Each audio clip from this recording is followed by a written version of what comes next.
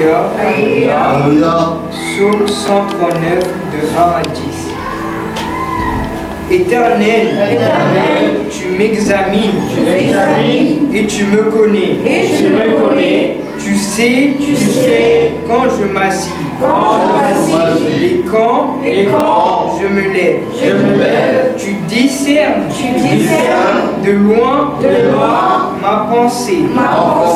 Tu sais quand je marche et quand je me couche.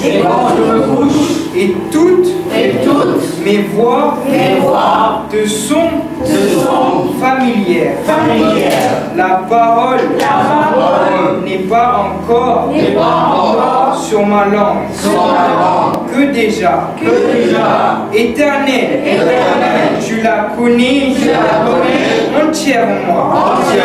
Tu m'entoures par derrière et par devant. Et tu mets ta main sur moi.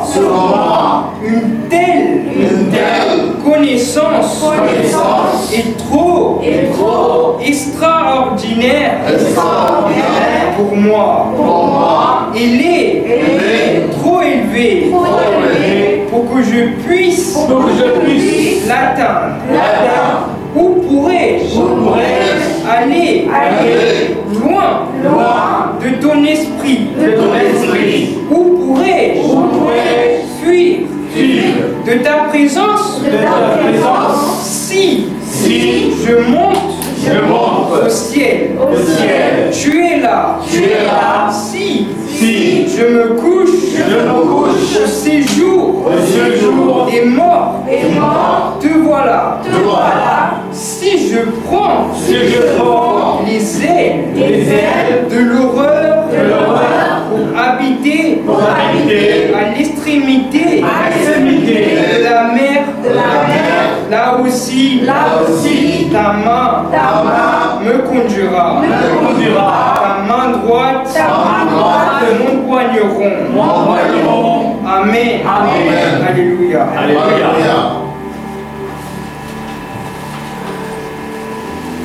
Ce psaume 139 nous raconte la science infinie de Dieu.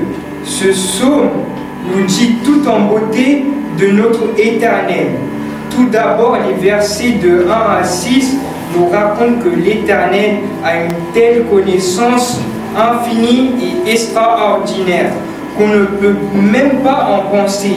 C'est tellement grand que nous ne pouvons pas avoir ces connaissances. C'est plus grand que la galaxie. Il a créé le ciel et la terre.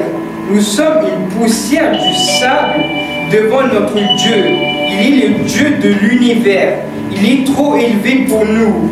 Les pensées de Dieu sont impénétrables. Ensuite, notre Seigneur connaît chacun de nous. Quand nous s'asseyons, nous levons, nous marchons, et même quand nous dormons, c'est tout de nous. De plus, il nous connaît entièrement de tête aux pieds. Amen. Il nous a formé nos reins, qui a tissé dans le ventre de nos mères.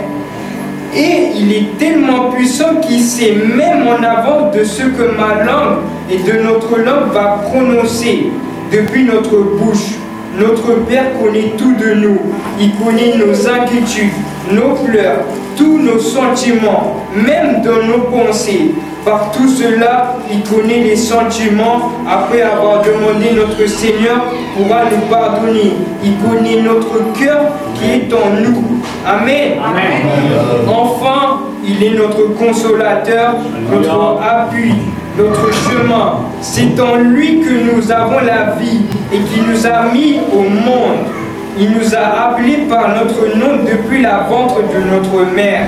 Il est la lumière dans la nuit et même au jour autour de nous. Notre Seigneur est omniprésent, toujours avec nous, par devant, par derrière, et que sa main puissante est sur nous. Par tout cela, pourquoi faudra-t-il s'éloigner de son esprit et de sa présence? Même si nous éloignons notre Seigneur, fera tout pour que nous revenons vers lui. Par exemple, on peut voir comme Adam et Ève ont péché et ne pouvaient pas s'enfuir de Dieu. Jonas, qui s'éloignait de lui, mais il s'est fait avaler par un grand poisson qui tourne vers lui en priant dans ce grand poisson, et que l'Éternel délivre, et ensuite Jonas y prêche. Pour cela, on peut savoir qu'on ne peut pas s'échapper de notre Seigneur. Pour finir, abandonnons-nous tout envers notre Seigneur. Il est le maître de l'univers, il est le roi des rois, il est avec nous jusqu'à la fin du monde. Aussi, si nous montons dans le ciel, il sera là, et même aux ténèbres. Il est notre force, même quand nous sommes dans notre faiblesse, notre sauveur, notre créateur. Il est le vivant au siècle des siècles. Notre Père nous accompagnera par sa main droite. Ainsi, louons notre Seigneur avec allégresse. Restons heureux, il a ressuscité, il est la voix de l'éternité. Mettons à genoux devant notre Créateur puissant. Amen, alléluia. Alléluia.